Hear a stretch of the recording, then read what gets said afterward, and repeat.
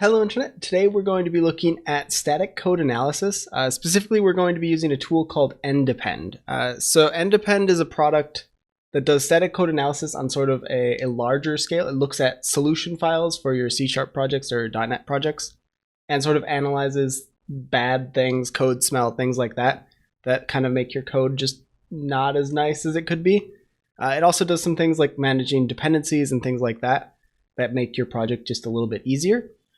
So they approached me like a month ago and asked if I would take a look at their product and kind of see how I can use it and if it's something that you guys would like. So that's what this is. So I've been using it for about a month with some of my own personal projects. I thought I'd kind of show what this is and how to use it, and hopefully it gives you some better tips and hints on how you can make your projects better. It's an enterprise grade tool, so it's aimed at enterprises, and you can definitely tell that it's not an open source project. And if you look at, say, their documentation, you can tell that. It's on a per seat license, so you're going to be paying for every developer that's on it. And if you have a build machine like a CI server, that's also going to have some cost associated with it. They do have a demo that I think is 14 days that you can try. But depending on what you're looking for, this may or may not fit your needs.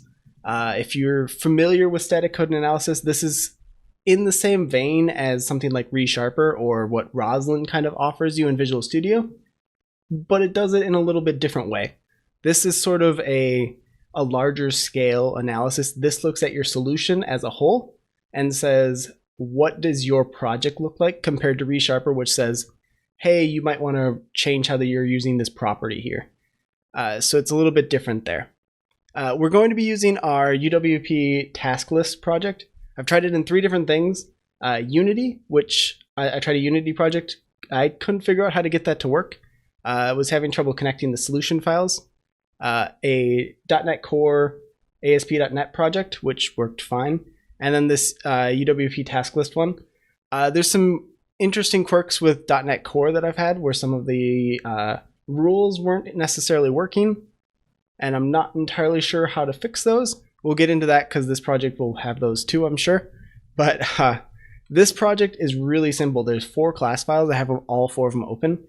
And all it does is if we type a task here, we can create it, and then we've just got a task on our list. That's it. And so it's small enough that hopefully you guys kind of can understand it. We've done a video on where I developed this entire thing. So it should be pretty straightforward. But hopefully it's going to find some things and we can actually take it from there and kind of look at what it's saying, what it's telling us, and how we can actually use that to improve our code. One of the really big advantages of something with the static code analysis tool is it gives you a way to sort of measure how bad your code is, especially in like a large team project. Say you have even 4 developers, your project is going to get unmanageable to the point where not every developer is going to know every change that is entering into the project. As you get into even bigger projects, you're running up to like 30 developers working on the same code base. There's no way you can know every change that's going in there. And so these automated tools help you kind of monitor that everything is kind of going that way. If you're familiar with linters, that's another form of static code analysis, which is going to make sure like just naming practices and things are following in that order. This kind of gives you a way to measure some of the more significant ones, and it also provides a way for you to actually write your own rules. So as you kind of build out your project, you can say, hey, we want to track this. Let's add a rule to track that. And we'll get into that in a little bit. It's all link-based, so if you're familiar with link, you should be right at home. But that's pretty much it for this. We aren't really going to need to run the app. I just kind of wanted to show what it's doing. So that can go away. As far as I can tell, there's no installer for this project. You just get a zip file with all of this stuff in it, and then you can just install the Visual Studio extension there, or a console extension, or whatever. It has plugins for basic CI stuff. So if you've paid for that license, you have things that can plug into Jenkins or Visual Studio Team Services or things like that. But here's our app. We've got our nice 4 classes. Our app, this is unchanged from the generated stuff. Our create task, which is just executing when we create that, it creates the actual task. Our main view, which has our main view model actually, which is just handling all the updates. and then our main page, which just sets the data context. To get all of this started, there's this NDepend thing. I've disabled Resharper in my project, so I don't have Resharper running. Normally I'd run Resharper and this at the same time. They work together, and they'll give you different advice for different things. Resharper's off just so that we aren't getting multiple feedbacks from different things. This should just be NDepend. So this is sort of what you get. NDepend projects are separate from your normal C# projects that you'd be working with. And part of the reason for that is that you don't necessarily, or if you have multiple projects, say you have something with multiple components, they're in multiple different places, you may want to analyze all of those in one place. So that way, whoever's managing that project can see, here is a whole product scale level of how much technical debt we have. Technical debt is just going to be how much stuff, how much weight your code bears, I guess is a good way to put it. So the more you develop your product and the more it changes, the more all of that previous code you developed is going to weigh you down and prevent you from making further changes to that code. And so it's just a way of measuring that.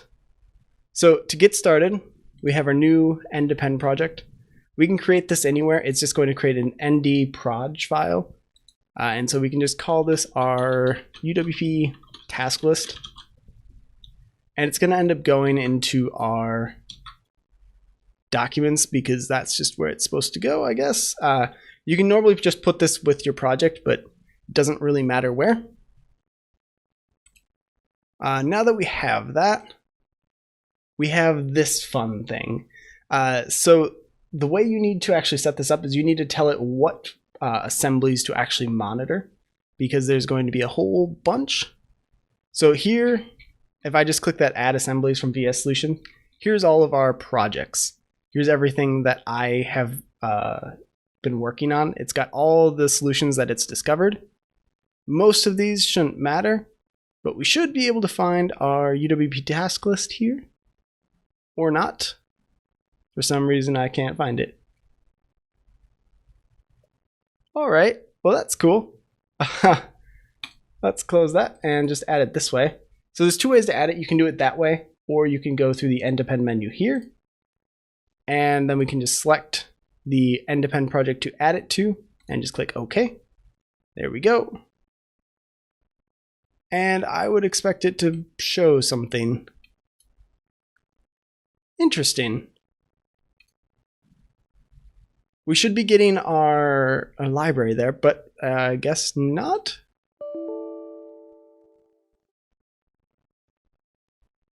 Okay, I've never run into this issue before. It may be because I created this NDepend project for this project before, and then deleted it and tried to recreate it. So I'm not entirely sure where that's coming from, but that's unfortunate. I will look into that. One sec, I'm gonna see what's going on here. All right, that was weird, but I had to actually manually browse and actually select this. I think that's probably a bug because of the fact that I had already registered this project once, and maybe because I put it in a completely separate folder. But now we get this fun stuff. So this panel doesn't really matter as far as I can tell. We don't really need that anymore. But now we have this UWP task list. That's actually our binary that gets generated. So when we build our UWP project, we get this binary out. That has these 9 dependencies in here. So we just need to track all of these, and we should be good. So that should be all we need to do here. This is going to actually set everything up for us. So if I save that, now we have everything ready to analyze. We've effectively said analyze this UWP task list as part of this project. So I should be able to actually run this now, and it's actually going to analyze everything in the project. This is going to run the configured rules. I have all the defaults configured, and then it's going to spit out a whole bunch of fun stuff for us.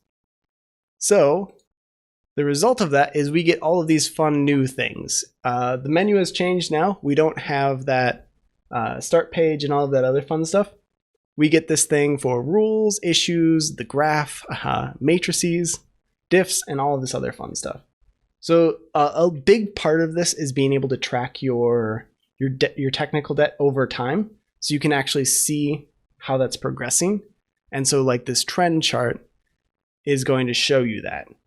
It's not really going to mean anything because we only have one data point, because we only have one analysis we've run. But over time, this will actually track how you're trending. So maybe you spend a bunch of time working on your product and adding new features. That's going to accrue technical debt. And then eventually you're going to hit some point where you're going to be like, okay, we should probably fix this. And that's going to bring it back down again. And so you can it should kind of sawtooth a little bit. But you can kind of see where you're sitting. This is sort of a report that your manager or somebody might appreciate, but you can probably use it too. It's going to tell you things like how long it's projected to take to fix some of these issues. So some issues are going to take 5 minutes and some are going to take hours or weeks or months. So depending on that, you can see how much technical debt you've actually accrued. It says we have 1 day and 4 hours. I don't think that's necessarily correct, but a lot of this is going to be from other things. So this is sort of just a trend. It's going to show you progression over time. We also have this fun thing for like a dependency graph. This one is really boring because we just have one project with dependencies on all of these things. That's not super interesting, but it can get more interesting as you add more projects that have dependencies. It can reveal things like circular dependencies and things like that. So this project here is our current project. All these arrows are pointing to the things that we're actually depending on for this project to build. So you can basically look at these arrows and see how everything is kind of linked up and how it's all depending on things. If you see something where the arrow is going in both directions, that might indicate to you that, hey, these two projects need to require one another. There may be some poor abstraction or something in there that we need to address. So there's that. There's a lot here. I'm not going to cover everything because I don't know everything. I've only been using the tool for about a month, and so I'm only really covering the things that I've sort of been dealing with. But there's a lot here. And you can definitely, if it's something that you're really interested in, check out the demo and just give it a try. It may not be for you, but it might be. So you never know. Let's see here. The rules one is the big one that I found myself using because it's the most interesting. There's a whole set of rules here. You can kind of see it in brief overview. We have 2 quality gate failures and 9 passes. 109 rules are okay. We have 19 violations and 1 critical violation. If we click the view thing, we get this list down here, which is going to be all of them. So some of these are not actually broken. Let me grab this one. So this issue is caused not by us failing anything. There we go. It's not caused by us failing anything. This rule doesn't seem to work in UWP projects because we probably don't have a dependency that it needs. But you'll see you get this nice description of what the rule is supposed to do. It even comes, all the pre-built ones come with tips on how to fix them. So this one is avoid type initialization cycles. Let's try to find one that is a little bit easier to understand. Don't use obsolete types, methods, or fields. So effectively this is saying anything that's marked with obsolete shouldn't be used. And then you can just find those and replace them with whatever they were replaced with. This one also didn't run, so we don't actually have any hits there. It's just not running. You can filter these. So we have all of these.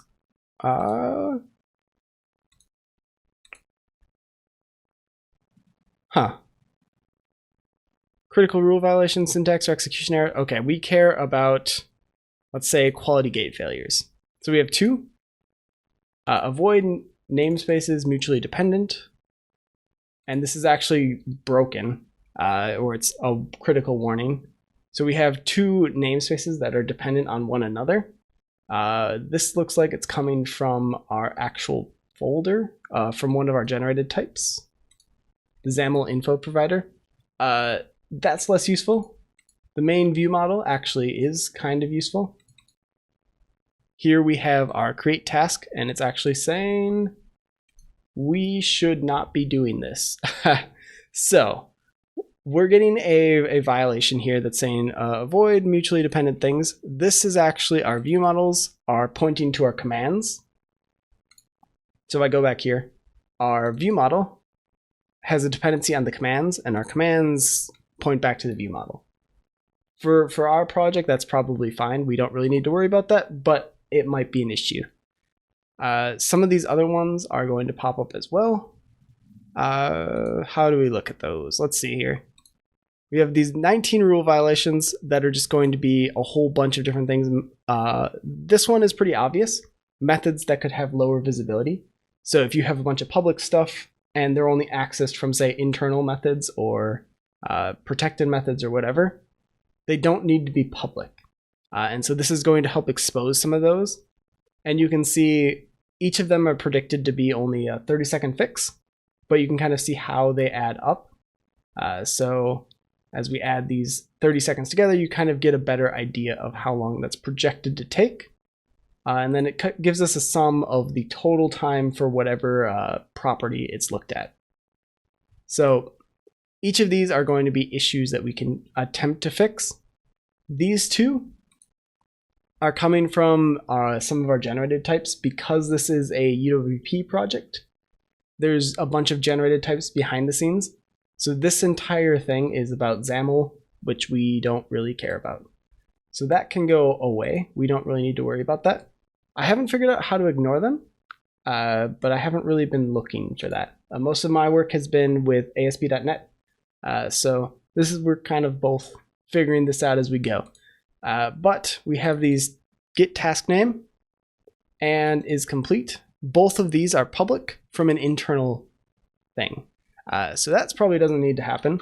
If you're not familiar, internal is going to be anything that can be accessed from inside of that package. So from inside of that library, which means if you ever give this to somebody else, they're not going to be able to see those internal methods, but any class within your library is going to be able to see them. So it's just a little bit, it's in between sort of public and private or protected. So we should be able to fix those, save that, and if we rerun this, those should get fixed and should go away. Sort of gives you a way to see all of that happening. And you can just kind of keep going through this. There's a lot of these, and this is sort of the less interesting part, the actual fixing them. The way these rules are put together is pretty interesting. Let's actually go back to that. Methods that could have lower visibility. We have this documentation view right now. This isn't the only way to view these rules. You can also view them as source code, which is just a giant link thing. So these are just link things. In this case, these are all written by NDepend. So all of the default rules are already pre-written for you, and they've got decent documentation. So you can actually sort of read along with these and actually tell what's going on. I'm not going to walk through all of this because their link is better than my link. But you sort of get the idea where if you want to, you can actually go and either modify these and just click save and you're done, or you can actually copy them and create your own entire rules that match something that's more in line with what you actually expect your code to do. So if you have rules that aren't done here, you can write your own and it's just good, which gives you a good way to kind of extend this and make this a little bit more useful for whatever you're using it for. So here are some of you can see they're checking the visibility of things, and it just goes on and on. But effectively, there's their documentation that you actually saw. It's just sandbox stuff. I'm not sure if I'm getting that right, but there you go. It's pretty straightforward, not necessarily the easiest thing to read necessarily, especially if you're not new to Link. But if you are, or you just kind of want to start tinkering with it, it's a nice way to kind of build on stuff because you don't necessarily need to know everything that's there in order to fix it or to change it. We can just go in here and kind of read this and say, avoid matching public methods declared in non-public types. So in other words, anything that's public shouldn't be in a non-public type. Pretty straightforward. And then you can kind of, based on their comments, you can go and build that out. So, whoops, that's not right. Breaking things. So, yeah, I think that's pretty much it. There's a little bit more to this. You guys can kind of explore that yourselves. But effectively, it's all rule-based. So as you add these rules, you kind of get a better idea of how all of this works. You can see how they're declaring all of this stuff that we were actually looking at. So we're saying this one is going to be 3 minutes to fix with a low severity. And those look like selectors, so they're actually going to be finding where the stuff could be in. But all of this actual information is all configurable by you. If you want to change this issue and say this is a blocking issue. So anything that is super public is now a blocking issue. And we're going to make this very important. We're going to say we need to fix this. Just by changing that, it should go and redo most of that stuff. I probably should have figured out where that rule actually was before doing all of that, but you get the idea. Here we go. So those are still marked as low, I think. We go down here, there's a whole bunch of information. This is sort of your overview. If you've used Resharper, they also have a tool down there. This one is for NDepend, and it's going to have all of the stuff that you've sort of got. We've got 6 blockers now. Types that could be declared as private, nested in a parent type. And there we go. There's our modified method coming from there. And how do I get to the actual issues?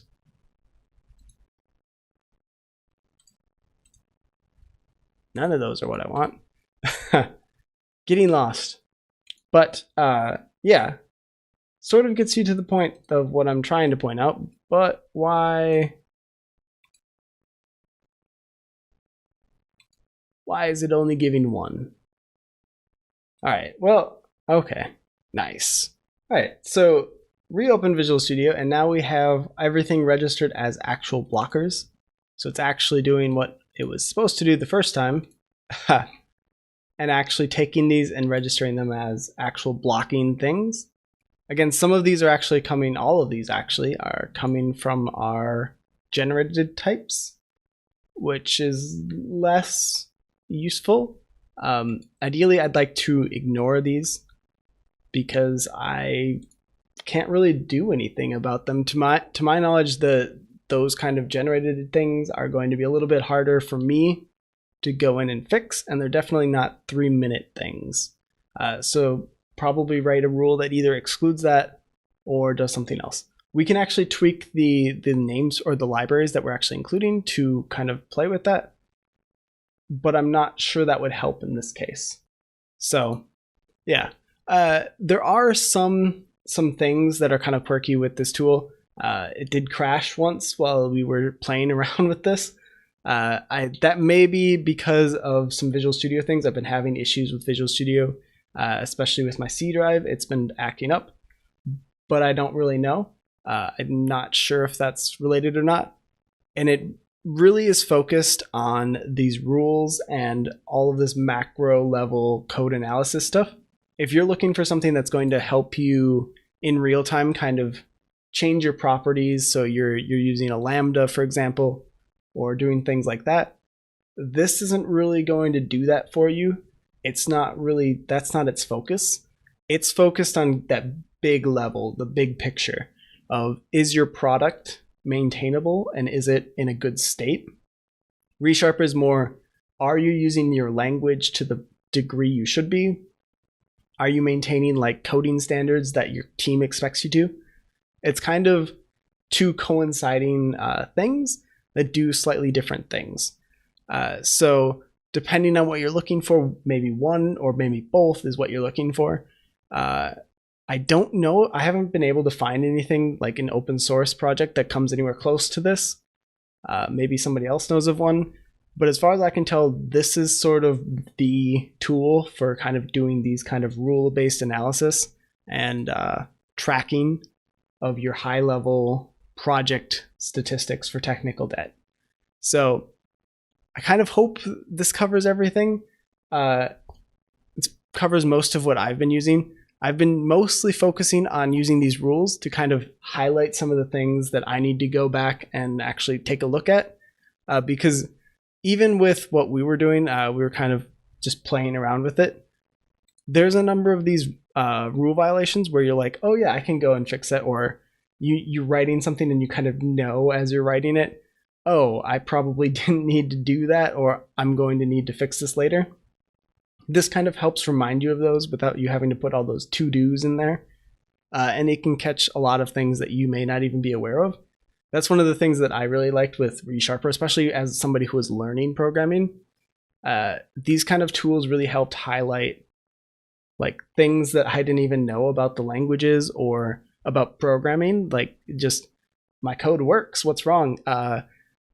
That's great, but it isn't always the best thing if your code is just working, because eventually you're going to need to fix it. And that is where these really shine, is they kind of help you build code that you can not just write once and kind of throw and be like, here you go, this will do your thing. When they come back and say, now we want it to do this, this kind of makes sure your code is in that state, or kind of push you towards that state where you can actually bring your code up in standards and actually make it support those things. I don't know if that's helpful, but that's sort of where I see the value in these projects, is they really help you build better code rather than just working code. So same thing with like unit tests and stuff. It's all about not necessarily just writing your code and shipping it.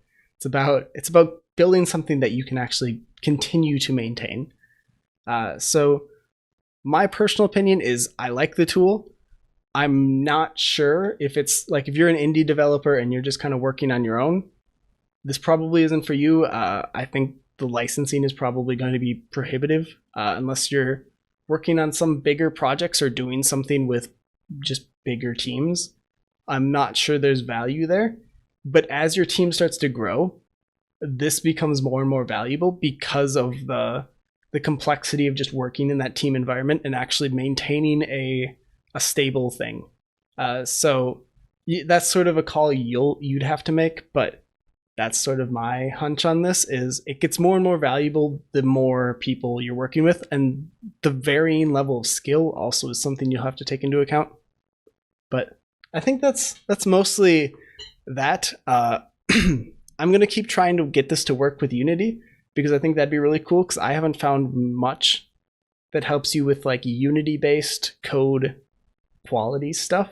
It's a lot of just write this. Unity just added like unit testing support and stuff, but there isn't really a lot of, is your code good quality? Should you have this function here or here? How can you do that? We'd probably have to write some custom rules for that, but I think this could be a good step for that. And it might be really useful. So I'm going to try to push for that, and we'll see where that goes. But I'll leave this here. I think this kind of gives you the general overview. Again, this is sort of, NDepend kind of brought this tool to me, so I didn't pay for this. So the thoughts and opinions are my own, but the software is theirs. So yeah, if you guys have other ideas on things you'd like to see with this, let me know, because that's something that I'd like to explore more. It's sort of a field where I kind of feel like I have a grasp of it, but at the same time, there's always these new tools where I've never even considered looking at the problem like that. So if you guys have other ideas for tools like this we can cover, Resharper, for example, definitely call those out, because I'd love to look at them. But yeah, that's it for this video. So until next time, see you, Internet.